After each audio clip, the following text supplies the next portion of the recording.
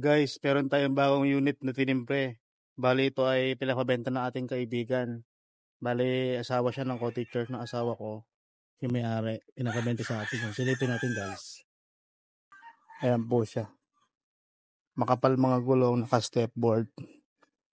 Ayan, kulay apple. Makapal yung mga gulong niya. Ayan po, CRV, Gento yan.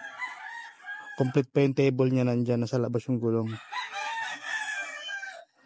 Naka-spore na rin yung tampocho niya. Wang, umiingay. Ayan, Gento to guys. Clear tint lang siya para makita nung sa loob. Ayan o.